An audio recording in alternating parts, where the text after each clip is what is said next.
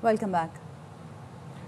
नायब वज़ीर-ए-आज़म इसहाक डार ने कहा चीन पाकिस्तान का स्ट्रैटेजिक शराकतदार और अमेरिका दोस्त है। पाकिस्तान ने माजी में अमेरिका चीन के दरमियान पुल का किरदार अदा किया, अब भी कर सकता है।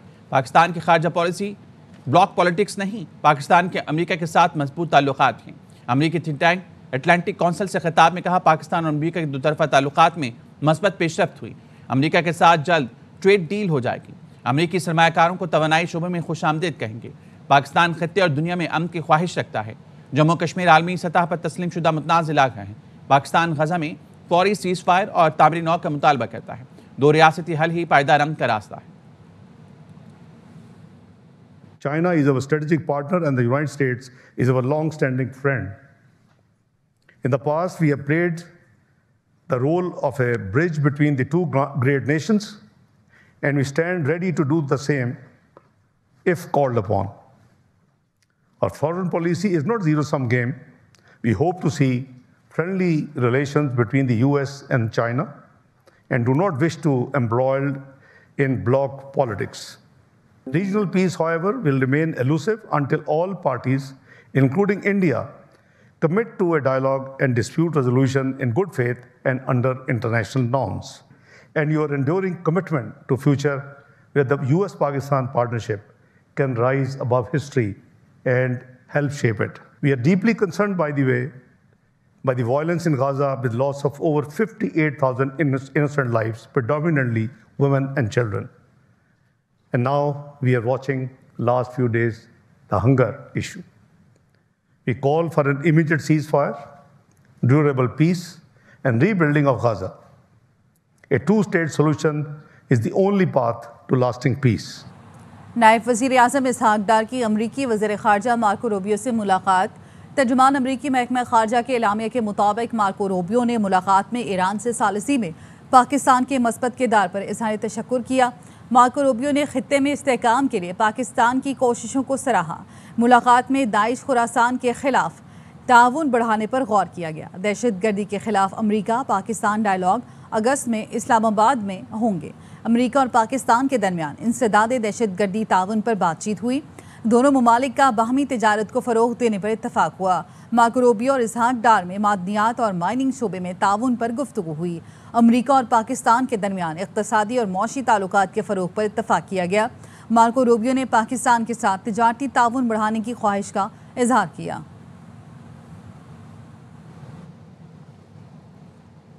नायब वज़ीर-ए-आज़म इसहाक डार की अमरीकी वज़ीर ख़ारजा मार्को रूबियो से मुलाकात। अमरीकी महकमा ख़ारजा वाशिंगटन पहुँचने पर अमरीकी हुकाम ने इसहाक डार और वफ़द का इस्तकबाल किया। वफूद की सतह पर मुलाकात में दोनों मुल्कों के सीनियर हुकाम शरीक हुए। पाक अमरीका ताल्लुकात और मुख्तलिफ शोबों में ताउन पर बात हुई। तिजारती और इक़्तिसादी रवाबित के फ़रोग़, सरमायाकारी, इंसदादे दहशत गर्दी और इलाक़ाई अमन पर भी तबादला ख्याल किया गया। इसहाक डार ने आलमी अमन के फ़रोग़ में सदर ट्रंप और अमरीकी क़यादत की कोशिशों को ख़राज तहसीन पेश किया और कहा पाक भारत कशीदगी में सदर डोनाल्ड ट्रंप का किरदार और काबिशें काबिल तहसीन है। अमरीकी वज़ीर ख़ारजा की जानिब से दहशत गर्दी के खिलाफ जंग में पाकिस्तान की कुर्बानियों का एतराफ़। कहा आलमी और इलाक़ाई अमन के लिए पाकिस्तान ने हमेशा मस्बत किरदार अदा किया। इसहाक डार ने कहा पाक अमरीका ताल्लुकात में वुसअत और इस्तेहकाम के ख्वाह हैं। दोनों मुल्कों के दरमियान जारी ट्रेड डायलॉग में पेशरफ्त के लिए पुरुमीद हैं। इलाक़ाई अमन के लिए दोनों मुल्कों के नुक्ता नज़र और मफादात में हम आहंगी है।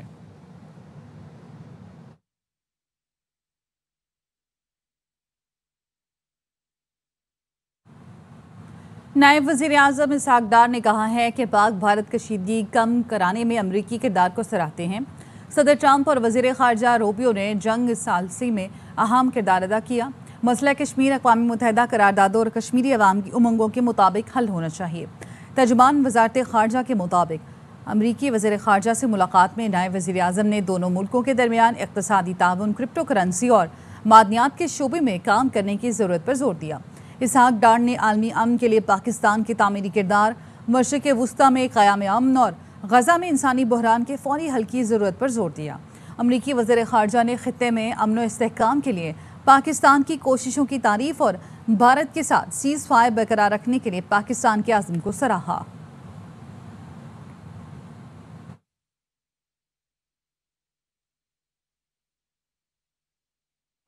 चीन ने पाकिस्तान की मुसल्लह फ़ौज को जनूबी एशिया के अमन की अलामत करार दे दिया। फील्ड मार्शल सैयद आसिम मुनीर ने चीन की सियासी और अस्करी क़यादत से मुलाकातें की। पाक चीन अफवाज में इदारजाती रवाबित और ऑपरेशनल हम आहंगी बढ़ाने पर जोर दिया। सिपह सलार पीपल्स लिबरेशन आर्मी के जनरल चिन हुई से मिले। PLA हेडक्वार्टर्स आमद पर गार्ड ऑफ ऑनर पेश किया गया। PR के मुताबिक चीनी क़यादत ने पाकिस्तान की मुसल्लह अफवाज को जनूबी एशिया के अमन की अलामत करार दिया। नायब चीनी सदर हान जेंग और वज़ीर ख़ारजा वांग जी से मुलाकात में दो तरफ़ा ताल्लुकात पर इत्मीनान का इजहार किया गया। खत्ते की बदलती सियासी सूरत हाल और CPEC पर तफसीली गुफ्तगू की गई। दोनों मुल्कों ने खुद मुख्तारी और इलाकाई इस्तेहकाम के अज़्म का अदा किया। फील्ड मार्शल सैयद आसिम मुनीर ने सेंट्रल मिलिट्री कमीशन के vice chairman general Zhang Youxia, PLA के पॉलिटिकल और chief of staff lieutenant general काई जाई जून से भी मुलाकातें की। चीनी अस्करी क़यादत ने दो तरफा दिफाई शराकतदारी पर मुकम्मल एतमाद का इजहार किया। इलाकाई अमन के फ़रोग में पाकिस्तान के कलीदी किरदार का एतराफ़ किया। इससे पहले PLA हेडक्वार्टर्स पहुँचने पर फील्ड मार्शल सैयद आसिम मुनीर को गार्ड ऑफ ऑनर पेश किया गया।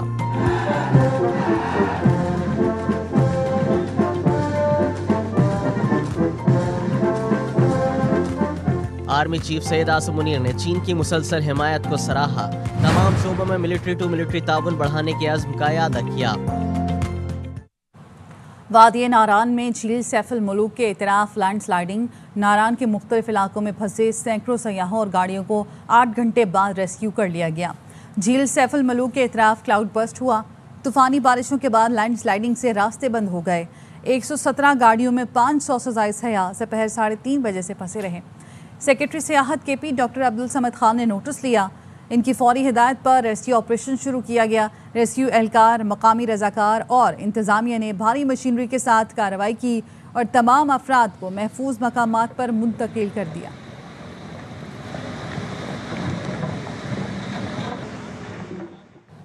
गिलगित बल्तिस्तान में फंसे 135 सयाह C-130 तैयारे से इस्लामाबाद मुंतकिल कर दिए गए। तर्जुमान गिलगित बल्तिस्तान हुकूमत ने बताया अब तक 9 अफराद जहाँ बहक हुए, 12 ताहाल लापता हैं। 500 से ज़ायद मकान, 12 किलोमीटर से ज़ायद सड़कें तबाह हुई, 27 पुल और 22 गाड़ियाँ आबी रेलों की नज़र हो गईं। वफाकी हुकूमत बहाली के लिए पैकेज का ऐलान करे। दरियाए सिंध और दरियाए चनाब में मुमकिन सैलाबी सूरत हाल से निपटने के लिए ज़िला इंतज़ामिया मुजफ्फरगढ़ ने इंतजामात मुकम्मल कर लिए। नवीद फरियाद डोगर की रिपोर्ट। पंजाब मरीम नवाज की हिदायत पर सैलाब से मुतासर इलाकों में शहरों की जानो माल की हिफाजत को यकीनी बनाने का इसम रेस्क्यू की जानिब से फ्लड के हवाले से मूक एक्सरसाइज का इनेकाद किया गया। सूरत हाल का जायजा लेने के लिए डिप्टी कमिश्नर मुजफ्फरगढ़ ने दरिया सिंध और चनाब के हसास पॉइंट पर फ्लड बंदों का दौरा किया। उन्होंने कहा कि शहरी अफवाहों पर यकीन करके खौफजदा न हो। की सूरत हाल है, वहाँ से 4,25,000 का रेला भी हम गुजार चुके हैं, तो ऐसी कोई पैनिक की सूरत हाल है नहीं। शहरियों को सिर्फ इस चीज का ख्याल रखना है कि हमारा स्टाफ जो है वो उनको ऑथेंटिक इन्फॉर्मेशन दे रहा है। हमने मस्जिदों में जैसे ही लो से मीडियम फ्लड पे जाता है, हमने मस्जिदों में ऐलानात करवा दिए हैं। तो जब भी कोई गवर्नमेंट की तरफ से अनाउंसमेंट आती है, उसको सुने, उसको समझे, उसको रिस्पॉन्ड करें। खामखा के अगर उनके पास कोई रॉन्ग इन्फॉर्मेशन आ रही है तो उससे अवॉइड करें, उससे पैनिक होने की बिल्कुल जरूरत नहीं। हालिया सैलाब में जिला इंतजामिया मुजफ्फरगढ़ की बरवक्त हिकमत अमली से कोई भी जानी नुकसान रिपोर्ट नहीं हुआ। आइंदा 1 माह तक नशेबी इलाकों में फ्लड रेस्क्यू ऑपरेशन जारी रहेगा। कैमरा टीम के साथ नवीद फरियाद डोगर, ARY न्यूज़। लाहौर में सुबह सवेरे बादलों के डेरे। PDMA के मुताबिक आइंदा चंद रोज तक मानसून बारिशों का सिलसिला जारी रहेगा। मजीद बताएंगे हमारे नुमाइंदे ख्वाजा रमजान मजीद।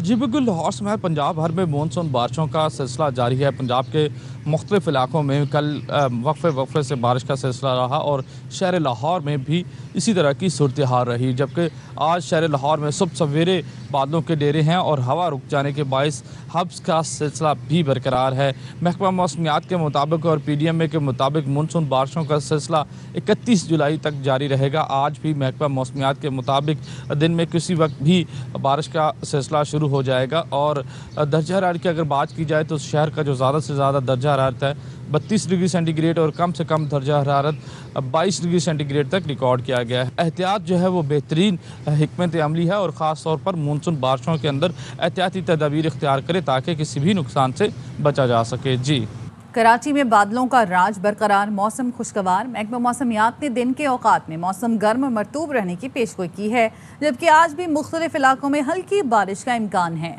मजीद जानते हैं अदनान राजपूत से। जी अदनान। जी बिल्कुल, कराची शहर में सुबह से ही काले बादलों का राज बरकरार है, जिसकी वजह से मौसम भी काफ़ी खुशगवार हो गया है। महकमा मौसमियात की जानिब से भी पेशनगोई की गई है कि कराची शहर का जो मौसम है आज भी गर्म और मरतूब रहेगा। इसके अलावा दिन भर शहर के मुख्तलिफ इलाकों में कहीं हल्की और कहीं तेज़ बारिश का इम्कान है। महकमा मौसमियात की जानिब से मज़ीद बताया जा रहा है कि कराची शहर का मौजूदा दर्जा हरारत 29 डिग्री सेंटीग्रेड है, कम से कम 28 डिग्री सेंटीग्रेड रिकॉर्ड किया गया है, जबकि दिन भर ज़्यादा से ज़्यादा दर्जा हरारत 33 से 35 डिग्री सेंटीग्रेड तक जाने का इम्कान है। हवा में जो नमी का तनासुब है वो 75% है और कराची शहर में इस वक्त हवा 13 से 14 किलोमीटर फ़ी घंटे की रफ्तार से चल रही है। पीटीआई वालों ने पूरा केपी दहशतगर्दों को ठेके पर दिया हुआ है। ये लोग तो मीटिंग्स में एतराफ़ कर चुके हैं कि हम भत्ता देते हैं। गवर्नर खैबर पख्तूनख्वा फैसल करीम टुंडी की प्रोग्राम एतराज़ है में गुफ्तगू, कहा वज़ीर आला केपी अपना ज़िला नहीं संभाल सकते, सूबे का क्या करेंगे। ये क्या कर रहे हैं?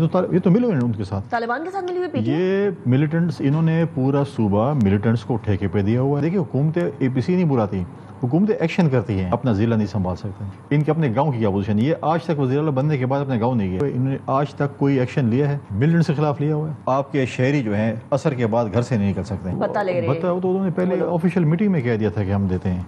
इनको अगर कोई तहफ़्फ़ुज़ात हैं, जाएँ वफाक के साथ बैठें, उनके साथ बातचीत करें।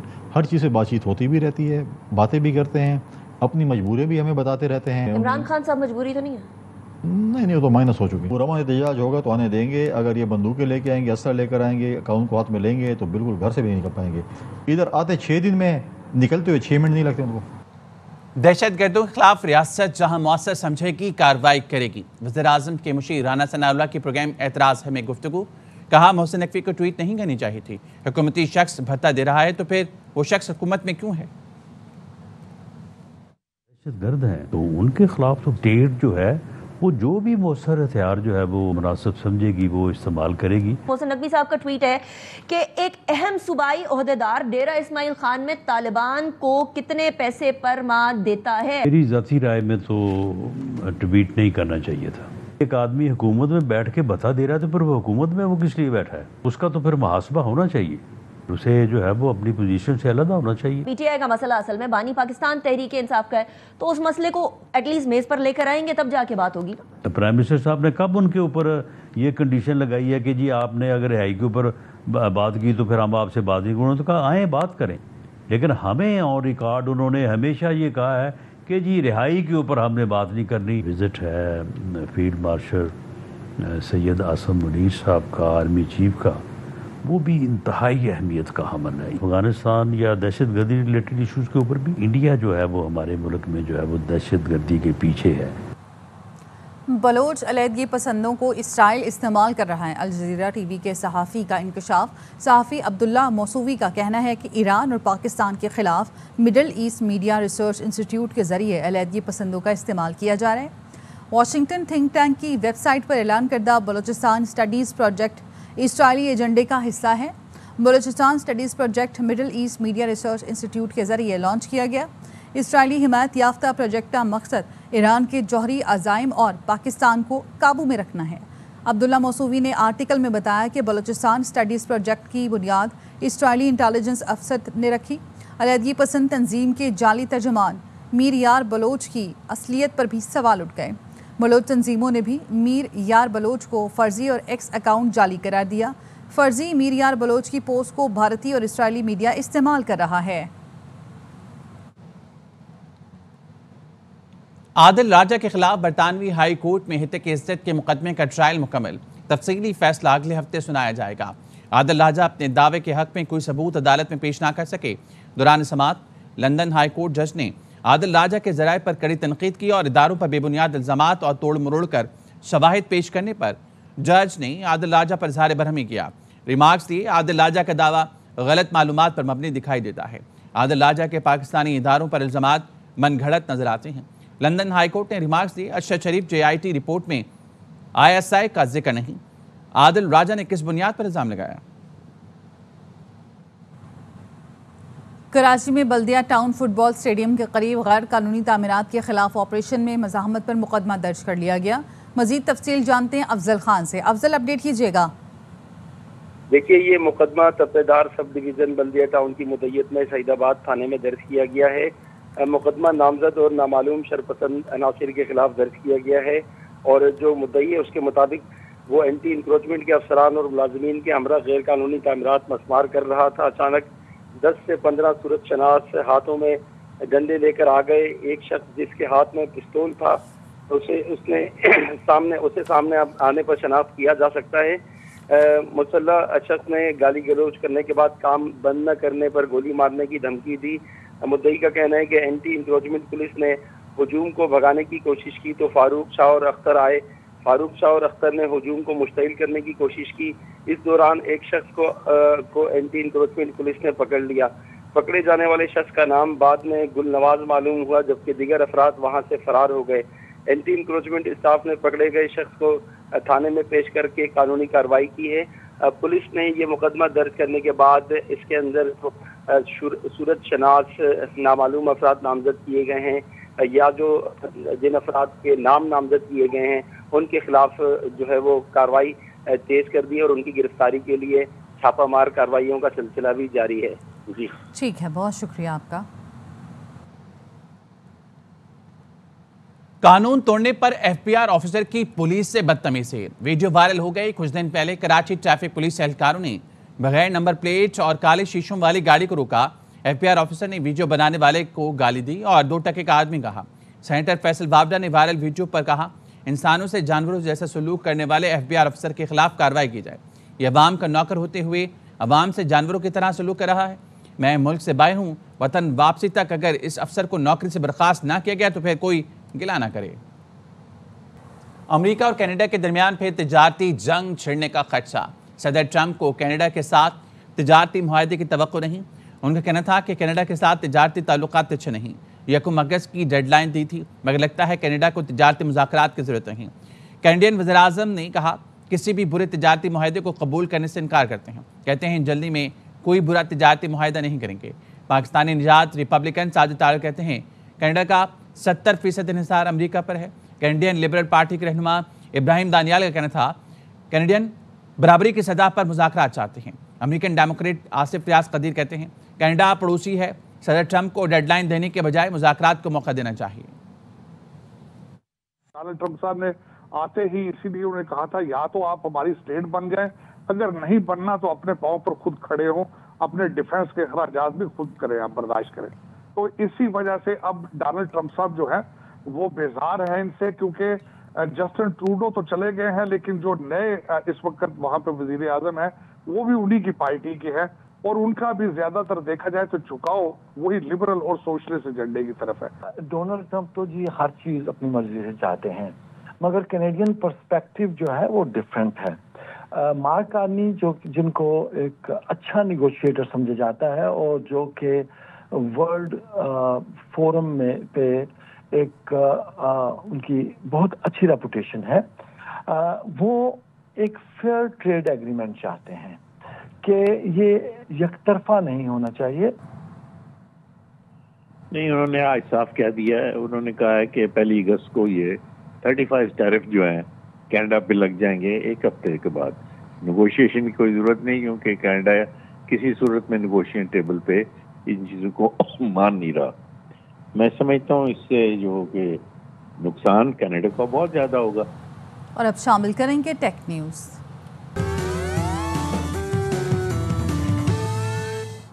अमरीकी खलाई इदारे नासा ने खला में खूबसूरत कहकशां की नई तस्वीर जारी कर दी। ये तस्वीर दूर दराज मौजूद कहकशाओं की हैं। इन तस्वीर के लिए जेम्स वेब और हबल स्पेस टेलीस्कोप जैसी खलाई दूरबीनों से भी हासिल शुदा डेटा शामिल किया गया है। न्यूज़ बुलेटिन से फिलहाल इतना ही। मजीद खबरों और अपडेट्स के लिए देखते रहिए ARY न्यूज़।